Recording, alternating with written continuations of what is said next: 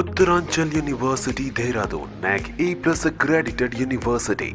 నమస్తే, welcome to మనం TV. నేను వలి.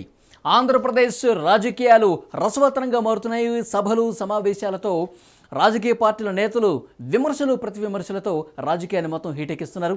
ముఖ్యంగా ఆంధ్రప్రదేశ్లో తెలుగుదేశం జనసేన కూటమిగా ముందుకెళ్తున్నాయి. భారతీయ జనతా పార్టీ ఈ కూటమిలో ఏ మేరకు కలుస్తుంది అన్న విషయానికి సంబంధించి కొంత లేట్ అవుతున్న పరిస్థితి మనం చూస్తున్నాం. ఎందుకంటే అమిత్ షాతో చర్చలు జరిగినాయి, ఇటు చంద్రబాబు నాయుడు గారు చర్చలు చేశారు. మొత్తం ఈ పొత్తు ఒక కొలిక్కి వచ్చింది, కానీ ఇక అధికారికంగా ప్రకటన చేయడం తర్వాయి అన్న చర్చ కూడా మనం చూస్తున్నాం.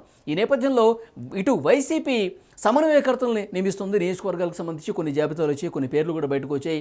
కొంతమంది విభేదించి బయటకు వచ్చి వేరే పార్టీలో కూడా ప్రతిపక్ష పార్టీలో కూడా జాయిన్ అయిన పరిస్థితి మనం చూస్తున్నాం. ఇలాంటి పరిస్థితుల్లో కొత్తగా వస్తున్నటువంటి సర్వేలు ఆంధ్రప్రదేశ్లో ఏ పార్టీ అధికారంలోకి రాబోతుంది, ఏ పార్టీ ఈసారి గెలుపు బావుట ఎగురువేయబోతుంది అన్న విషయానికి సంబంధించి ఒక్కొక్క సర్వే ఒక్కొక్క పార్టీ పేరు చెప్తున్న పరిస్థితి మనం చూస్తున్నాం. ఇటు నేషనల్ సర్వేల నుంచి లోకల్గా ఉన్నటువంటి సర్వేలు చాలా వరకు ఇప్పుడు బయటకు వచ్చిన విషయం మనకు తెలిసిందే. ఎక్కువ సర్వేలు ప్రతిపక్ష కూటమికే ఈసారి అధికారం రాబోతుందని చెప్తున్నటువంటి పరిస్థితి కనిపిస్తుంది. ఈ నేపథ్యంలో మనం టీవీ కూడా ఒక సర్వే చేసింది.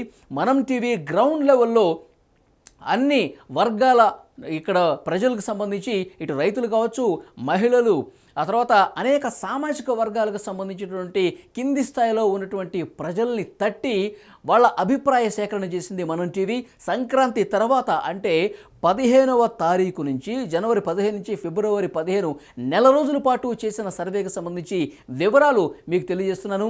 ముందుగా సర్వేలన్నీ కూడా ఇప్పుడు మా మెయిన్ హెడ్ ఆఫీస్కి చేరుకుంటున్నాయి. ముఖ్యంగా శ్రీకాకుళం జిల్లా నుంచి మొదలు పెడదాం అనుకున్నాము. శ్రీకాకుళం జిల్లాలో పరిస్థితి ఏ విధంగా ఉంది, శ్రీకాకుళం జిల్లా నుంచి వచ్చినటువంటి రిపోర్టు ఈరోజు మీకు తెలియజేస్తున్నాం. మొత్తం 10 నియోజకవర్గాలు ఉన్నాయి శ్రీకాకుళం జిల్లాలో.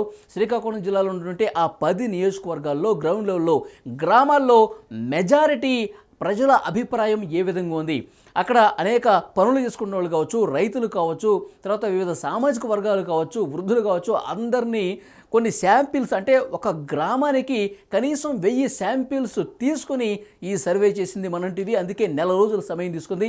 ఒక్కొక్క జిల్లాకు సంబంధించిన సర్వే రిపోర్ట్ని మీకు తెలియజేసే ప్రయత్నం చేస్తాం. మొదటగా శ్రీకాకుళం జిల్లాలో పరిస్థితి ఏ విధంగా ఉందో ఈరోజు నేను మీకు ఎక్స్ప్లెయిన్ చేసే ప్రయత్నం చేస్తున్నాను.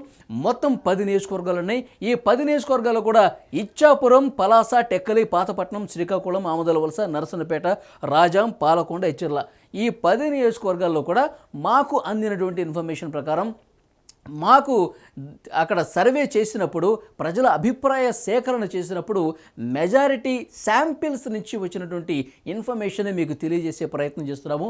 శ్రీకాకుళం జిల్లాలో ఇచ్చాపురంలో వైసీపీ అభ్యర్థి అక్కడ గెలవబోతున్నారు. పలాసలో వైసీపీ అభ్యర్థే గెలవబోతున్నారు. ఇక టెక్కలి కావచ్చు, పాతపట్నం, శ్రీకాకుళం, ఆముదాల వలస, నరసన్నపేట మొత్తం ఈ 5 నియోజకవర్గాల్లో టీడీపీ జనసేన అభ్యర్థులే గెలుపు బావుట ఎగురవేయబోతున్నారు.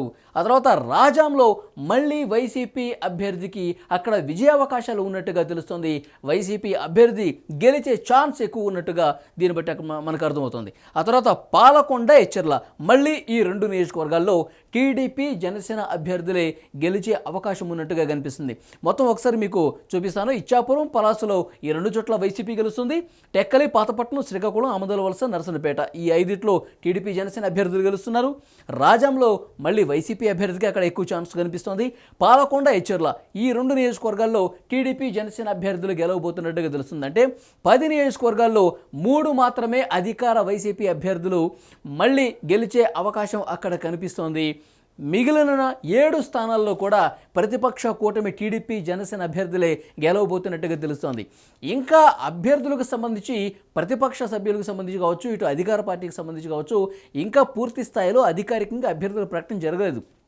అటు కాంగ్రెస్ నుంచి జరగలేదు. పిసిసి అధ్యక్షురాలుగా వైఎస్ షర్మిల ఉన్నారు. మొత్తం రాష్ట్రం మొత్తం పర్యటన చేస్తున్నారు, ప్రచారం చేస్తూ ఉన్నారు. అధికార వైసీపీని, జగన్ గారిని విమర్శిస్తూ వాడి వేడిగా వాగ్బాణాలు సంధిస్తూ ఆమె విమర్శలు చేస్తున్న విషయం కూడా మనకు తెలిసింది. ఇటు భారతీయ జనతా పార్టీ ఎప్పుడు వస్తుంది, భారతీయ జనతా పార్టీకి మరి ఈ జిల్లాల్లో ఏ నియోజకవర్గం దక్కే అవకాశం ఉంది, అసలు దక్కుతుందా లేదా శ్రీకాకుళం జిల్లాలో? ఒకవేళ భారతీయ జనతా పార్టీకి ఇవ్వాలనుకుంటే ఏ స్థానం ఇచ్చే అవకాశం ఉంది? ఇప్పుడు పొత్తు కన్ఫర్మ్ అయిపోయిన తర్వాత అభ్యర్థుల ప్రకటన చేసిన తర్వాత మళ్ళీ అందులో అసంతృప్తులు ఉండే అవకాశం కనిపిస్తోంది. సో ఆ తర్వాత పరిణామాలు ఏ విధంగా ఉంటాయో మళ్ళీ ఒకసారి సర్వే చేయాల్సిన పరిస్థితి ఉంది.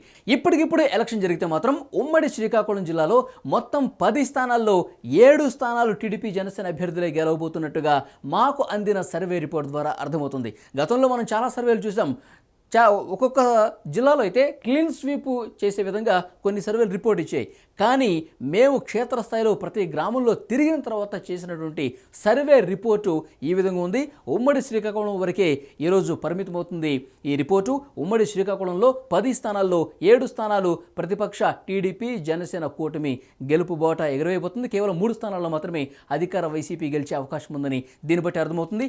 రేపు విజయనగరం జిల్లాలో పరిస్థితి ఏ విధంగా ఉండిపోతుంది, మాకు అందిన సర్వే రిపోర్ట్ను రేపు మళ్ళీ మీకు తెలియజేస్తాం. ఉమ్మడి విజయనగరం జిల్లాలో పరిస్థితి ఏ విధంగా ఉంటుంది, ఆ జిల్లాలో అధికార వైసీపీకి ఎక్కువ ఛాన్స్ ఉందా, టీడీపీ జనసేన కూటమికి ఎక్కువ ఛాన్స్ ఉందా, రేపటి రిపోర్ట్లో చూద్దాం. Thank you.